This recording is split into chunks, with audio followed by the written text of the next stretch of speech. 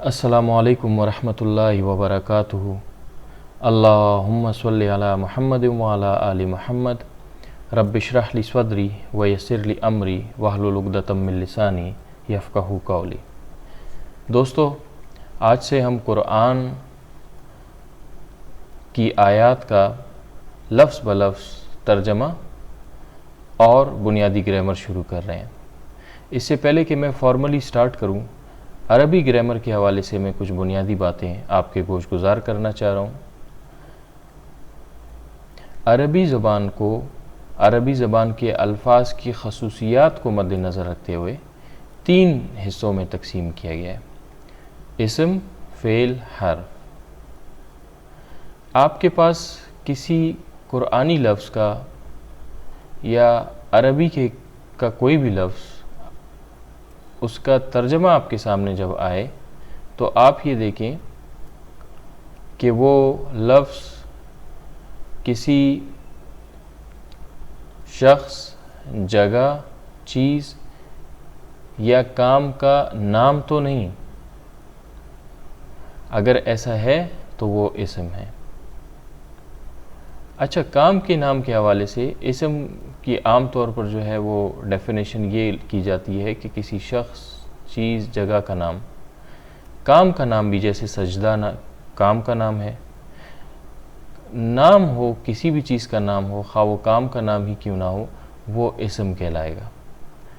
تو آپ کے سامنے ٹرانسلیشن آیا، آپ نے یہ اینالائز کیا، یہ تجزیہ کیا، یہ جاننے کی کوشش کی کہ کسی کا نام تو نہیں، اور اگر نام ہے تو وہ اسم ہے۔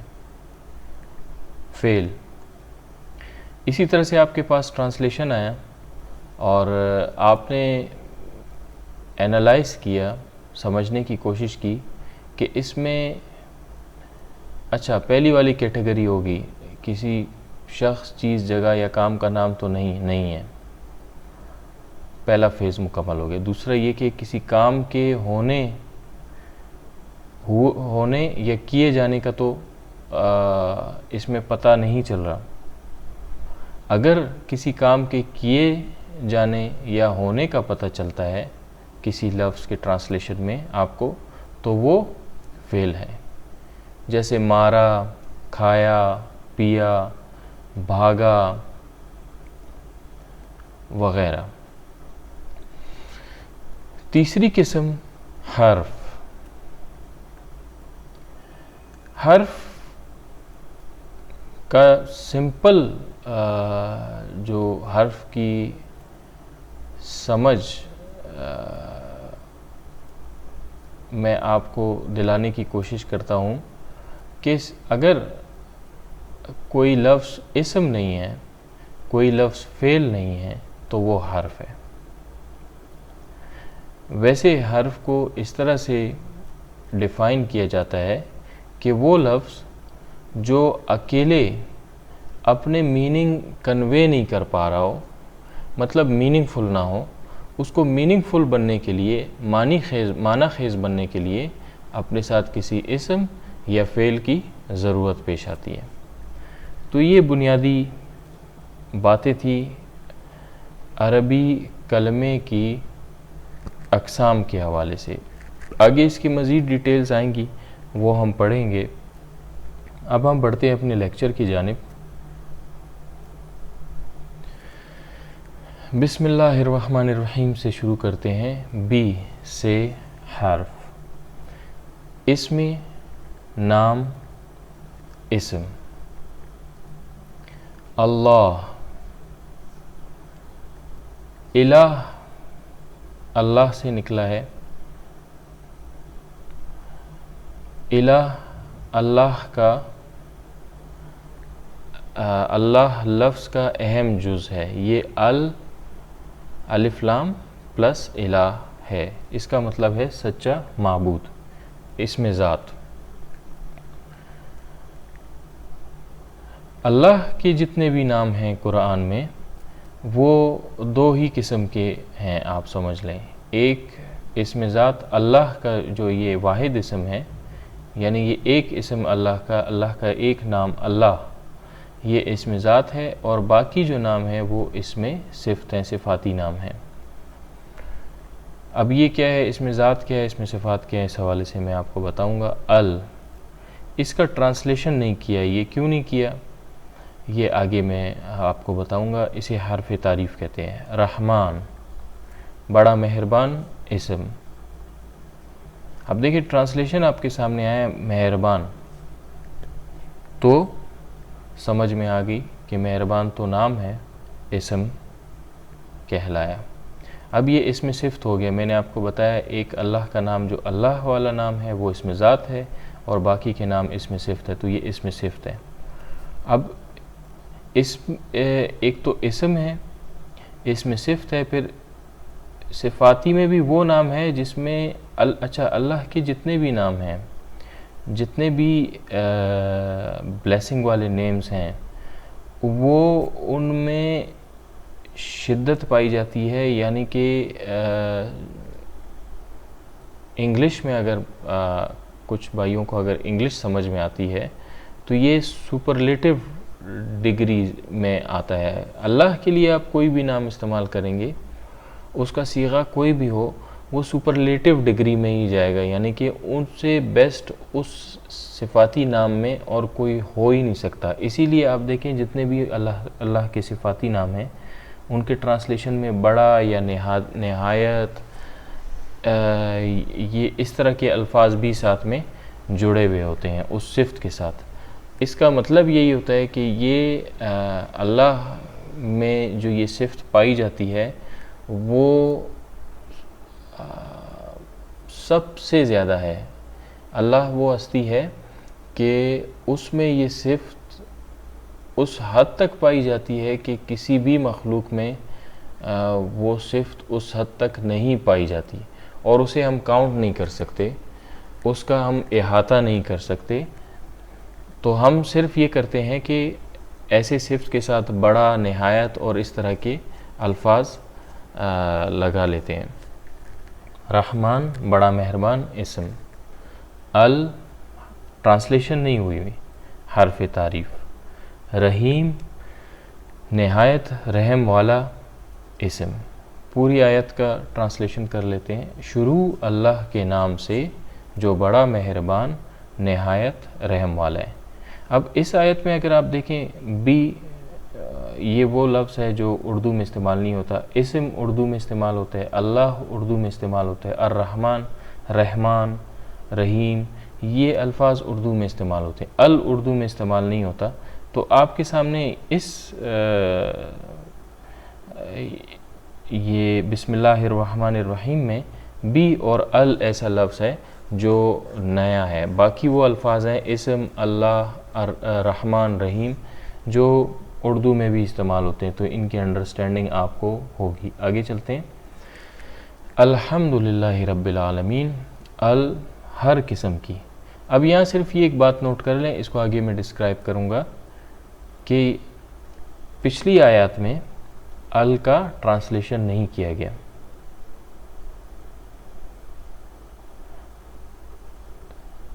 اچھا، یہاں کیا گیا ہے، ہر کے معنی میں استعمال ہو رہا ہے یہ کیوں ہے ایسا، یہ میں آپ کو آگے جا کے بتاؤں گا۔ ابھی فی الحال اسے صرف نوٹ کر لیں۔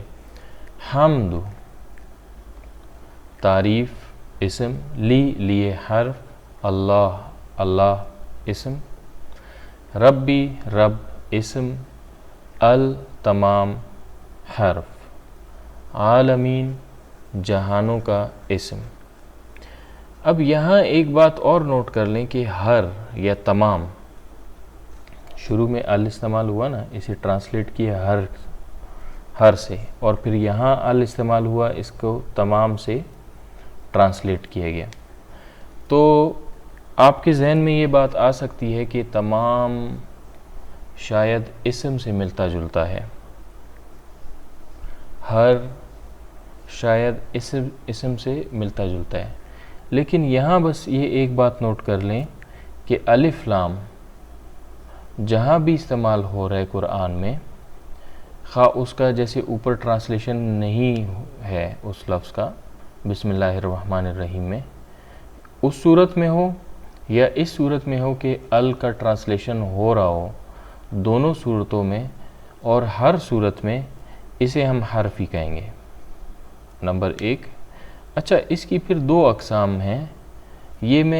اب یہ جو بات میں آپ سے کرنے جا رہا ہوں، یہ گرامر کی پہلے جن کو تھوڑی بہت نو ہاؤ ہے ان کے ساتھ میرا ایک ڈسکشن ہے، اس پر آپ زیادہ غور نہیں کیجیے گا فی الحال، کہ الف لام یہ جو ہے حرف تعریف، اس کی 2 قسمیں ہیں، ایک اسمی ہے اور دوسرا حرفی ہے۔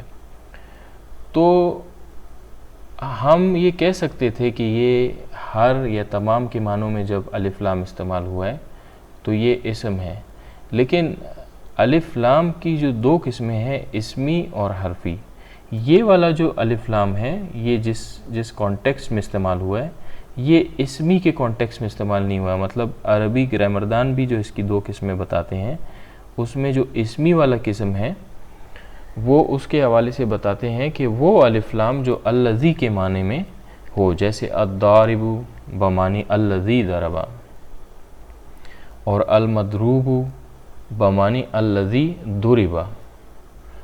الف لام اسمی صرف اسم فاعل اور اسم مفعول پر آتا ہے۔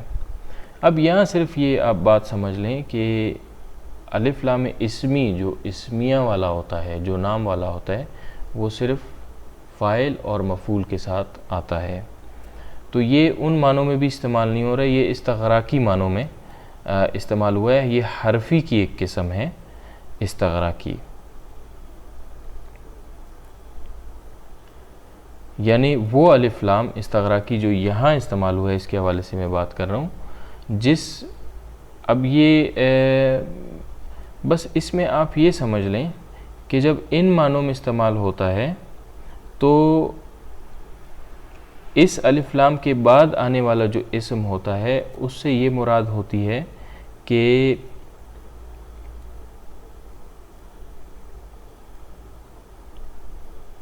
اس جنس کے تمام افراد اس سے شمار ہوتا ہے، یہ تمام اقسام اس سے شمار ہوگا جب اس طرح کا الف لام یہ استعمال ہوگا۔ یہ اس بات کو پر زیادہ دھیان نہیں دیجیے گا، یہ میں نے ویسے ہی ذیلی طور پر اس چیز کو بیان کیا ہے۔ آگے چلتے ہیں، میں اسے دوبارہ سے کر لیتا ہوں۔ ہر قسم کی حرف، حمد تعریف اسم، لیے حرف، اللہ اسم، ربی رب اسم، تمام حرف، عالمین جہانوں کا اسم۔ ہر قسم کی تعریف اللہ کے لیے ہے جو رب ہے تمام جہانوں کا۔ اب اس آیت میں آپ دیکھ لیں، یہ ایک ایسا لفظ ہے جو اردو میں استعمال نہیں ہوتا۔ حمد اردو میں استعمال ہوتا ہے، اللہ اردو میں استعمال ہوتا ہے، رب اردو میں استعمال ہوتا ہے، عالم عالمین اردو میں استعمال ہوتا ہے۔ تو اس آیت میں صرف اور لی ہے، یہ ایسے الفاظ ہیں جو اردو میں استعمال نہیں ہوتے اور باقی سارے اردو میں بھی استعمال ہوتے ہیں۔ تو جو اردو سمجھنے والے لوگ ہیں ان کے لیے بہت آسانی ہے قرآن کو سمجھنے میں، وہ اس لیے کہ اردو میں بہت سارے الفاظ عربی کے پہلے سے ہی استعمال ہوتے ہیں، عامیانہ زبان میں استعمال ہوتے ہیں۔ الرحمن الرحیم یہ پہلے بھی استعمال ہو گیا، بسم اللہ الرحمن الرحیم میں استعمال ہو گیا، اور الحمدللہ رب العالمین یعنی الحمد میں استعمال نہیں ہوا، بسم اللہ الرحمن الرحیم میں یہ استعمال ہو چکے ہیں۔ تو اچھا ہے، بہت سارے ایسے الفاظ ہیں جو بار بار ریپیٹ ہوتے ہیں، تو وہ آپ جب پڑھتے جائیں گے قرآن کی آیات کو اور ٹرانسلیشن کو پڑھتے جائیں گے تو بہت سارے الفاظ بہت مرتبہ استعمال ہونے کی وجہ سے آپ کو ازبر ہو جائیں گے۔ حرف تعریف یہاں ٹرانسلیشن نہیں ہوئی، آگے میں اس حوالے سے آپ کو بتاؤں گا۔ رحمان نہایت مہربان اسم، حرف تعریف ٹرانسلیشن نہیں ہوئی۔ رحیم بہت رحم کرنے والا اسم، تو آپ دیکھ رہے ہیں رحم کرنے والا نام ہے کسی چیز کا تو آپ نے اسم اسے کہہ دیا۔ ٹرانسلیٹ کرتے ہیں، نہایت مہربان بہت رحم کرنے والا ہے۔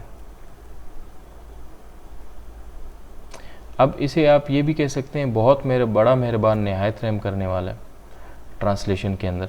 بیسیکلی جب اس طرح سے یہ دونوں رحم کے حوالے سے الفاظ ہیں، الرحمن الرحیم صفات ہیں، لیکن اس کو یہ عربی میں اس کانٹیکسٹ میں استعمال کیا جاتا ہے جب اس طرح کے دو الفاظ ایک ساتھ آئیں کہ جو دوسرا لفظ ہے وہ پہلے لفظ کے میننگ میں مزید بڑھاوا. ویسے تو یہ جیسے میں نے بتایا اللہ کی جتنے بھی صفات ہیں وہ ساری مبالغہ میں ہے، یعنی اس اللہ کی ہستی سے زیادہ اس صفت میں کوئی اور ہو ہی نہیں سکتا. تو وہ کوئی بھی صیغہ استعمال ہوگا اللہ کے بلیسنگ کے حوالے سے وہ اس میں بڑا اور نہایت اس لیے بھی استعمال ہوتا ہے. تو یہ تو سمجھ لیں کہ دونوں صیغے مبالغہ کے ہیں، لیکن اس طرح کے اس کانٹیکس میں جب استعمال ہوتا ہے تو دوسرا جو لفظ ہوتا ہے وہ پہلے لفظ کے میننگ میں مزید اضافہ کر رہا ہوتا ہے.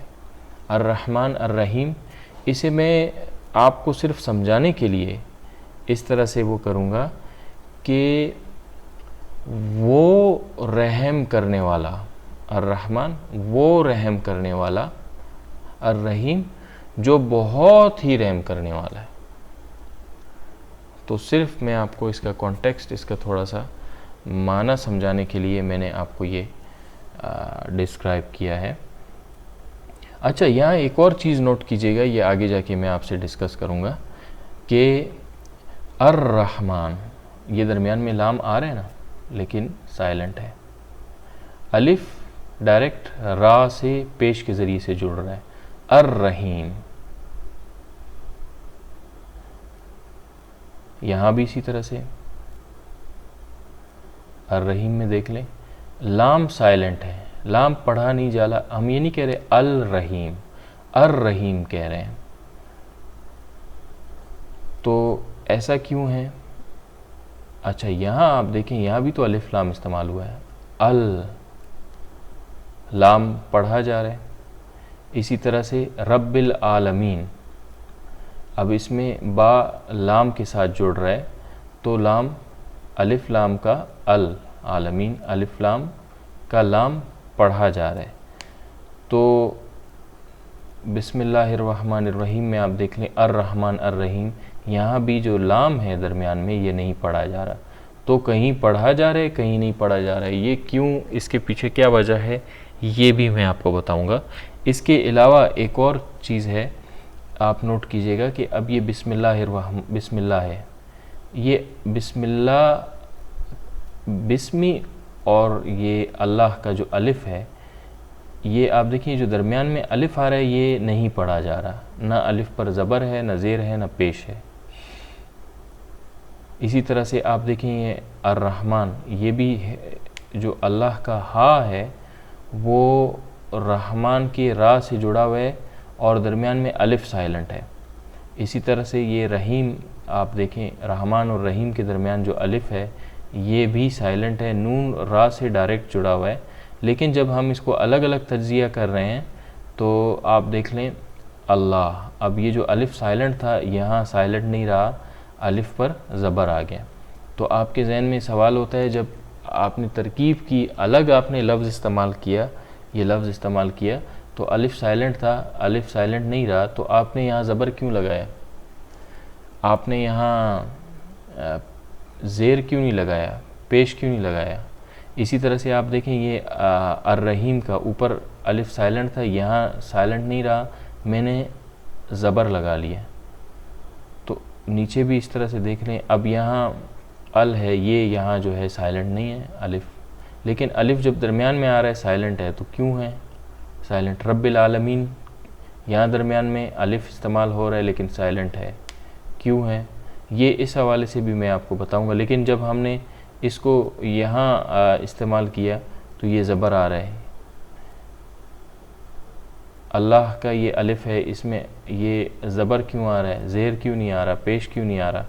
تو یہ کچھ رولز ہیں، یہ میں اس حوالے سے آپ کو آگے بتاؤں گا. الرحمن الرحیم ہو گیا.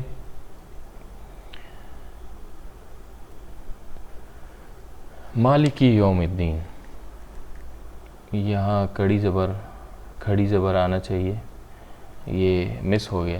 چلیں خیر. مالکی یوم الدین.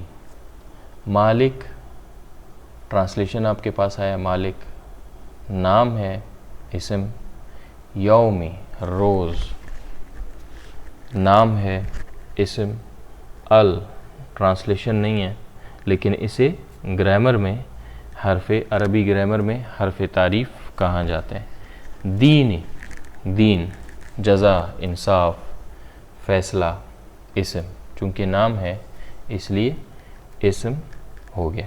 اب یہاں بھی آپ دیکھ لیں، مالک عام طور پر اردو میں استعمال ہوتا ہے، یوم اردو میں استعمال ہو رہا ہے، دین کا لفظ بھی اردو میں استعمال ہو رہا ہے، تو اس کی سمجھ ہے لوگوں کو. تو اب تک میں نے جتنا بھی پڑھا ہے، بسم اللہ الرحمن الرحیم، الحمدللہ رب العالمین، الرحمن الرحیم، مالک یوم الدین، ان میں 90 to 95% وہ الفاظ ہیں جو اردو میں آپ ویسے بھی کہیں نہ کہیں استعمال کرتے ہیں، تو ان کے سمجھنے میں آپ کو کسی قسم کی کوئی دقت نہیں ہونی چاہیے.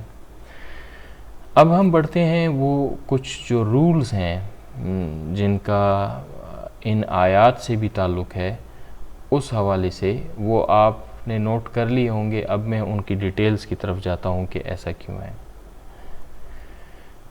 سب سے پہلے تو میں نے بات کی اللہ کے حوالے سے. اللہ نام استعمال ہوا اوپر کی آیات میں.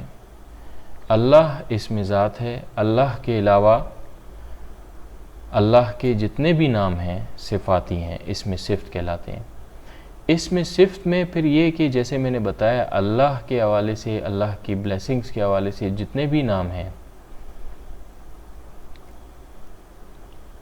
اچھا، یہاں میں یہ ایک حدیث ہے، اس کا مفہوم میں آپ کو بیان کر لوں کہ اللہ فرماتے ہیں کہ میری رحمت میرے غضب پر غالب ہے. تو یہاں آپ نے یہ اللہ کے خاص طور سے جو بلیسنگ والے نام ہیں، جو رحمت والے نام ہیں، جو عطا کرنے والے نام ہیں، اس میں یہ بات سمجھ لیں کہ وہ سپرلیٹو ڈگری میں ہی ہوگا.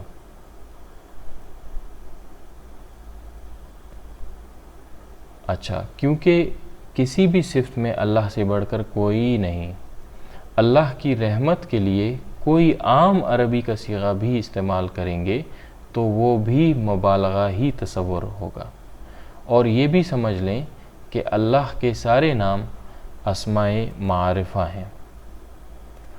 اب اس میں معرفہ کیا ہے اور اس میں نکرہ کیا ہے، یہ چونکہ یہ باتیں آ رہی ہیں اور یہ کنیکٹڈ ہوتے ہیں کانسیپٹس، تو ان کو الگ الگ کر کے جب بیان کیا جاتا ہے تو لوگ کنفیوز ہو جاتے ہیں. تو جو کنیکٹڈ کانسیپٹس ہوتے ہیں، جڑے ہوئے ایک دوسرے کے ساتھ کانسیپٹس ہوتے ہیں، ان کو there and then over all ایک ٹاپک کو بیان کرتے ہوئے بیان کیے جائے تو وہ ان کی انڈرسٹینڈنگ آسان ہوتی ہے، ان کا سمجھنا آسان ہوتا ہے. تو اگر کچھ ہمارے ایسے دوست جو انگلش گرامر سے واقفیت رکھتے ہیں، ان کے لیے الف لام ڈیفینٹ آرٹیکل کا کام کرتا ہے. یعنی یہ اس میں نکرہ کو، یعنی عام جو ایک اسم ہے اس کو عام معنوں میں جب استعمال کیا گیا ہوتا ہے، اس کو خاص کر لیتا ہے، خاص معنوں میں اس کو تبدیل کر دیتا ہے. جیسے مجھے کتاب پڑھنا پسند ہے، یہاں کتاب کا لفظ یہ اسم عام معنوں میں استعمال ہوا ہے. کتاب کو عام معنوں میں یہاں پیش کیا گیا ہے اس جملے میں. میز پر پڑی کتاب، اب یہ کتاب جو ہے خاص ہوگی. تو اس طرح کے جب معنی ہم نے دینے ہوتے ہیں تو تب ہم الف لام کا شروع میں اضافہ کر لیتے ہیں. لیکن یہاں ایک بات سمجھیے گا کہ اس کا یہ مطلب نہیں ہے کہ صرف وہاں جہاں جہاں الف لام اسم سے پہلے استعمال ہوا ہے صرف وہی اسم معرفہ نہیں. یہ صرف ایک اسم معرفہ کی نشانی ہے کہ اسم سے پہلے الف لام ہوگا. اب جیسے زید ہے، خالد ہے، یہ نام بھی بغیر الف لام کے اس میں اسماء معرفہ ہیں۔ تو اور اس کے حوالے سے ایک اور بات کہ یہ علامت اسم ہے، یعنی الف لام جب بھی استعمال ہو تو یہ بات سمجھ جائیں کہ اس کے بعد جو بھی لفظ استعمال ہونے جا رہا ہے وہ اسم ہی ہوگا، اسم کے علاوہ اور کچھ بھی نہیں ہو سکتا، نہ وہ فعل ہو سکتا ہے نہ حرف ہو سکتا ہے، وہ اسم ہی ہوگا۔ تو یہ بات جو ہے یہ اپنے پلے باندھ لیں آپ۔ اور اب چونکہ علامات اسم کے حوالے سے بات ہو ہی گئی ہے کہ الف لام جب بھی کسی لفظ سے پہلے آئے گا تو وہ لفظ اسم ہی ہوگا، تو اس کے علاوہ اور بھی علامات اسم ہیں، انہیں بھی آپ سمجھ لیں کہ تنوین، ایک تو یہ کہ الف لام، دوسرا یہ کہ گول تا جب بھی کسی لفظ کے آخر میں آپ دیکھیں تو سمجھ لیں وہ اسم ہے، اسم کے علاوہ اور وہ کچھ بھی نہیں ہو سکتا۔ تنوین، دو زیر، دو زبر، دو زیر، دو پیش کسی بھی لفظ کے آخر میں آ رہے ہیں تو وہ اسم ہی ہوگا، اس کے علاوہ اور کوئی بھی لفظ نہیں ہو سکتا۔ حرف جر یہ میں آپ کو بتا دیتا ہوں کون کون سے ہیں، انہیں آپ یاد کر لیجئے گا کہ یہ ان الفاظ کے بعد استعمال ہونے والا لفظ ہمیشہ اسم ہی ہوگا۔ من، حتی، الی، علی، فی، با جیسے بسم میں استعمال ہوئے، کا، لا جیسے لیے کے لیے استعمال ہوتا ہے، یہ اوپر آیت میں بھی استعمال ہوا ہے، خلا، ہذا، حاشا،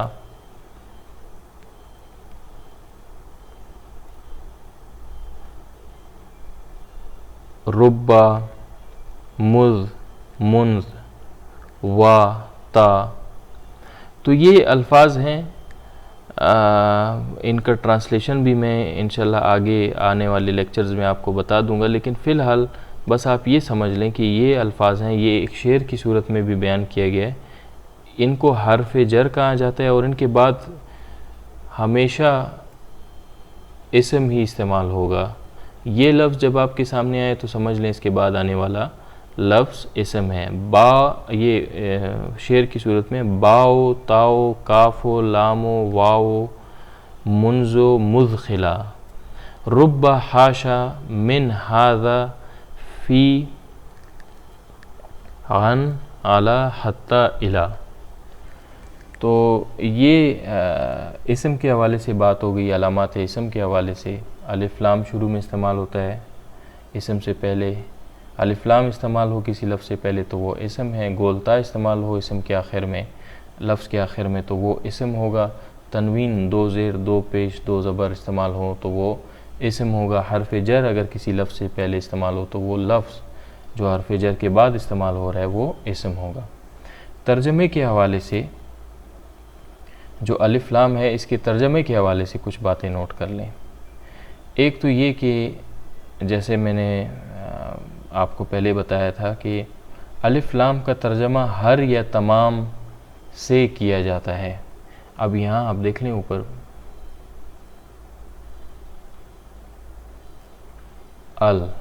ہر قسم کی، العالمین تمام، تو کچھ جگہوں پر الف لام کا ترجمہ ہر یا تمام سے کیا جاتا ہے، یہ ایک ہو گیا۔ دوسرا یہ کہ اس میں ضمیر موصول یعنی الذی کا لفظ یاد کر لیں کہ الذی کے شروع میں بھی الف لام استعمال ہوتا ہے، اور یہ الذی کا مطلب ہے جو، یہ جو کا مطلب دیتا ہے۔ اور تیسرا یہ کہ آپ دیکھیں اوپر کچھ جگہوں پر الف لام کا ترجمہ نہیں تھا، جیسے الرحمن، الرحیم میں الف لام کا ایگزیکٹ ترجمہ نہیں تھا وہ، لیکن وہ رحمان اور رحیم کے معنی کا ایک طرح سے حصہ ہے، جزو ہے، کیونکہ وہ جو یہ الف لام جس بھی اسم کے ساتھ استعمال ہوتا ہے اس کو خاص کر لیتا ہے، وہ خاص ہو جاتا ہے۔ تو ان معنوں میں بہرحال اس کو دیکھا جا رہا ہوتا ہے اس کے باوجود کہ الگ کر کے اس کا کوئی ترجمہ نہیں نکل رہا ہوتا. تو یہ 3 پوائنٹس اس حوالے سے سمجھ لیں. اور دوسری بات حمزۃ الوصل کے حوالے سے میں نے آپ کو لیکچر کے دوران یہ بات بتائی کہ یہ بات نوٹ کیجئے گا کہ کچھ جگہوں پر اب دیکھیں یہ الف استعمال ہو رہا ہے، بسم اللہ میں الف استعمال ہو رہا ہے، الرحمن الرحیم میں الف استعمال ہو رہا ہے درمیان میں، لیکن یہ الف سائلنٹ ہے، ان پہ نہ زبر ہے نہ زیر ہے نہ پیش ہے. لیکن جب ہم الگ سے لکھ رہے ہیں تو زبر زیر پیش الف پر لگ رہا ہے، ان سائلنٹ الف پر. تو یہ ایک تو یہ بات آپ سمجھ لیں حمزۃ الوصل کیا ہے. حمزۃ الوصل الف ہی ہے. قرآن میں جہاں بھی الف استعمال ہوا ہے اسے حمزۃ الوصل بھی کہا جاتا ہے. اور یہ الف جب آیات کی شروع میں استعمال ہوتا ہے، اب دیکھیں الحمد شروع میں جب الف استعمال ہو رہا ہے تو اسے پروناؤنس کیا جا رہا ہے، سائلنٹ نہیں ہے، الحمد پہ زبر لگا ہوا ہے. لیکن یہ ہے کہ جب درمیان میں استعمال ہو رہا ہوتا ہے، اب دیکھیں رب العالمین یہاں بھی درمیان میں استعمال ہوا تو الف پر نہ زبر ہے نہ زیر ہے نہ پیش ہے. لیکن جب ہم نے اسے الگ کر لیا، اس کا تجزیہ کر رہے تھے تو الف لام کی صورت میں الف پر ہم نے زبر لگایا. تو یہ کچھ ہمارے پاس وہ ہیں، یہ قرآن میں اس طرح بہت مقامات پر بیش بہا مقامات میں استعمال ہوا ہے، بہت زیادہ مقامات میں الف استعمال ہوا ہے اس طرح سے. تو اسے سمجھنا ضروری ہے، اس لیے بھی کہ ترکیب میں پھر آپ کو الف پر زبر زیر یا پیش لگانا پڑتا ہے، تو اس میں آپ سے غلطی ہو سکتی ہے اگر آپ اس رول کو نہیں سمجھتے ہیں. تو اس کے حوالے سے ایک بات یہ سمجھ لیں کہ الف لام کہ الف کے بعد پہلے تو یہ کہ الف اگر شروع میں آ رہا ہے تو اس پر زبر زیر یا پیش لگتا ہی ہے، تو اس میں آپ کو اس میں کوئی کنفیوژن نہیں ہے. اس کو آپ اس کی ترکیب بھی کریں گے، اس کو آپ الگ سے بھی کر کے لکھ رہے ہیں تو وہ پہلے سے لکھا ہوا آ رہا ہے، تو اس میں آپ کو کوئی اس کے حوالے سے کسی رول کے سمجھنے کی ضرورت نہیں ہے. لیکن جو درمیان میں استعمال ہو رہے ہیں اس کے حوالے سے میں آپ کو بتاتا ہوں. ایک تو یہ کہ الف کے بعد یعنی حمزۃ الوصل کے بعد اگر لام آ رہا ہے تو ایسے الف پر زبر ہوگا.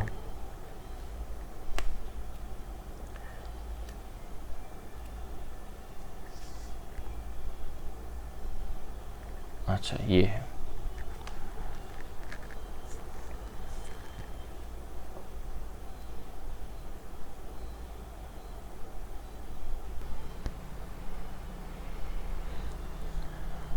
الف کے بعد لام آ رہا ہے تو الف پر زبر ہوگا. جیسے العالمین میں ہم نے کیا، الحمد میں پہلے سے تھا لیکن چلیں ٹھیک ہے پھر بھی الف کے بعد لام آ رہا تھا اسی لیے اس پر زبر ہے. پہلا رول ہو گیا. دوسرا رول یہ ہے کہ آپ کے پاس کوئی لفظ آیا الف کے بعد لام نہیں آ رہا تھا، پھر آپ نے کیا کیا، پہلا تو آپ پوائنٹ وہ ہو گیا، وہ اسکپ ہو گیا کیونکہ الف کے بعد لام نہیں آ رہا ہے اس لیے الف پر زبر نہیں آئے گا. دوسرا آپ نے یہ دیکھا کہ تیسرا جو بھی لفظ ہے اس کا جو تیسرا حرف یعنی لیٹر ہے اس پر پیش تو نہیں ہے، یہ آپ نے چیک کرنا ہے. جیسے کیلت خلل الجنہ، اب اس میں کیلت خلل الجنہ درمیان میں الف ہے لیکن لام دال کے ساتھ جڑا ہوا ہے، لیکن لام اور دال کے درمیان میں الف ہے جو سائلنٹ تھا. لیکن اب آپ نے الگ کر لیا تو آپ نے الف کو زبر زیر یا پیش دینا ہے، تو وہ اس الف دال خا لام، اب یہ جو الف ہے یہ تو سائلنٹ تھا، اس پر آپ نے زبر دینا ہے، زیر دینا ہے یا پیش دینا ہے. تو آپ نے یہ دیکھنا ہے کہ تیسرا جو لیٹر ہے، تیسرا لیٹر کون ہے، الف پہلا لیٹر ہو گیا، دال دوسرا لیٹر، خا تیسرا لیٹر ہے، اس پر زبر ہے، زیر ہے یا پیش ہے. تو خا پر جو بھی وہ ہے اعراب ہے وہ الف پر بھی ہوگا. تو کیلت خو خا پر پیش ہے تو الف پر بھی پیش ہوگا، تو یہ ادخل ہو جائے گا. یہ دوسرا رول ہو گیا کہ اگر تیسرے لیٹر پر پیش ہے تو پہلے لیٹر یعنی الف پر بھی پیش ہوگا. اس کی کچھ استثنائیں ہیں، کچھ الفاظ ایسے ہیں جو اس کو فالو نہیں کرتی، وہ آپ ازبر کر لیجئے گا. ائتو. اب اس میں آپ دیکھیں تیسرا جو لیٹر تا ہے اس پر پیش ہے لیکن الف پر اس کے باوجود زیر ہے. اقدو. دو پر پیش ہے لیکن الف پر پھر بھی زیر ہے. ابنو. نون پر پیش ہے لیکن الف پر اس کے باوجود زیر ہے. امشو. امدو. تو یہ ان چیزوں کو آپ سمجھ لیں. اب رول نمبر 3 کی طرف آتے ہیں. کوئی لفظ آپ کے سامنے آتا ہے، اس کو آپ نے دیکھا نہ الف کے بعد لام ہے، اگر ایسا ہوتا تو آپ زبر لگاتے، نہ تیسرے لیٹر پر پیش ہے، اگر تیسرے لیٹر پر پیش ہوتا تو آپ الف پر بھی پیش لگاتے. اگر یہ دونوں صورتیں نہیں ہیں تو آپ سمپل سے پھر اس پر الف پر زیر لگائیں گے. پہلے رول میں الف پر زبر لگایا، وہ اس لیے لام آیا. دوسرے رول میں الف پر پیش لگایا کیونکہ تیسرے لیٹر پہ پیش تھا. اب یہ دونوں صورتیں نہیں ہیں تو الف پر زیر لگے گا. جیسے ہے رب اشرح. اب یہاں با اور شین ملے ہوئے ہیں، درمیان میں الف سائلنٹ تھا، لیکن جب ہم نے اسے الگ کیا تو یہ اشرح ہو گیا. تو یہ اشرح کس لیے ہوا؟ کیونکہ الف کے بعد لام نہیں ہے، الف کے بعد تو شیم ہے، پہلا رول اسکپ ہو گیا. دوسرا یہ کہ تیسرا جو لیٹر ہے مطلب را ہے، را پر پیش بھی نہیں تھا، تو اس لیے ہم نے اس صورت میں الف پر زیر لگا لیا. تو یہ 3 رولز ہیں، ان کا سمجھنا ضروری ہے. اس کے ساتھ ساتھ میں ایک اور چیز آپ کے سامنے جو ہے وہ رکھنا چاہوں گا کہ